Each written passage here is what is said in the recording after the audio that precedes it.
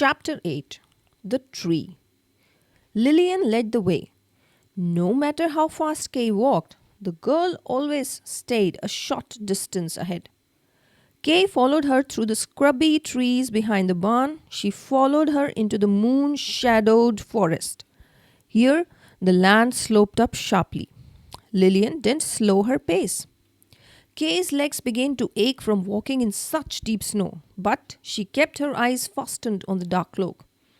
"Do you have a saw or axe?" she called to Lillian, "to cut the tree?" "We don't need one," Lillian answered. A shiver ran through Kay. Not from the cold, exactly, just from... She wasn't sure what it was from. What did Lillian plan to do? Pull a tree out by its roots? Again, Kay quickened her pace, trying to catch up. Again, the distance between her and the strange girl never seemed to shorten. If the moon hadn't been so bright, Kay wouldn't have been able to follow at all. With her back turned, Lillian's glowing face was hidden. She became little more than a moving shadow. "Could you slow down, please?" Kay called. Her heart was beginning to pound. Her breath stuttered. "Sure," Lillian said. But if she actually slowed, Kay couldn't tell. What if this girl was playing a trick on her? What if she was trying to get Kay lost in the woods? Could she find her way back to Elsa's alone if she had to? Just then, Kay was beginning to think the worst. Lillian called cheerfully, "We are here!" and she stopped walking. Huffing, Kay caught up. She stopped beside Lillian and looked around to see where here might be. They had stepped through a thick line of trees and now stood in a clearing. At the center of the clearing rose a magnificent pine. It was, in fact, one of the most beautiful trees Kay had ever seen. It had long, soft-looking needles. It had enormous pine cones decorated with snow. It was perfectly shaped too. No other tree had grown close to spoil its shape. The pine rose and rose and rose, perhaps 100 feet into the air. Kay had to tip her head back to see the top. The round moon seemed to have come to rest there. It's beautiful," she said. "Yes," Lillian said. "It's always been beautiful." And she touched the tip of a branch. Kay stared first at Lillian's glowing face, then at the tree. Then she looked back at Lillian again.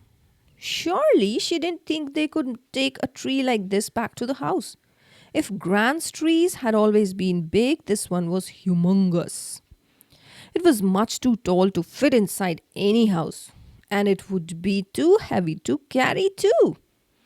Besides, as she had already pointed out, they didn't have a saw or an axe. Lillian had said they didn't need one. But that was when Kay noticed it for the first time. A rusty saw poked out from the tree's trunk. Clearly, many years before, someone had tried to cut this tree. And clearly, too, the tree had won. It had simply grown around the tool. Kay knelt and touched the saw. She tugged on it once. It didn't budge. She looked back into Lillian's glowing face. "It's stuck," Kay said. "And anyway, the tree's too big. Don't you think it's too big?" She spoke gently as though to someone much younger than she was, someone who might not understand. "No," Lillian said. "It's just right. Elsa will love it." Kay said it again. "But this tree's too big and the saw is stuck." "See?"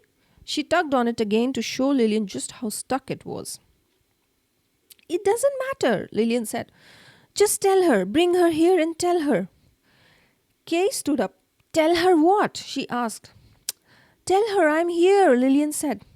And even as she spoke, Lillian stepped back toward the line of trees and disappeared. She simply vanished. Kay gasped. For a few heartbeats, she stood in the silence of the snow-filled woods, alone. She didn't know when she had ever been so alone. Lillian, she called. Lillian! But she knew there was no point in calling. There was no point in running after her either. Lillian was gone. Kay trembled. She shook from head to foot. Even her teeth clacked together. A sound came from her throat, but she wasn't crying. She certainly didn't mean to be crying. How could this girl have called her from her bed and then left her here? In the night? In the woods? Kay tried to calm herself so she could think. Lillian expected her to go back. Lillian wanted her to take a message to Elsa, so she clearly thought Kay would know how to find the house. The sound from her throat kept growing louder. Kay covered her mouth to make it stop.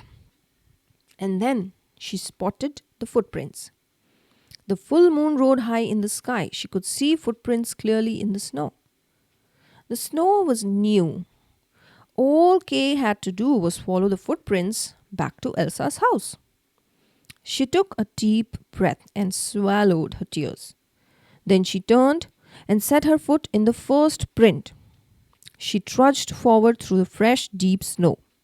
It was only when she was halfway back to the house that she realized the footprints she followed, they were only one set.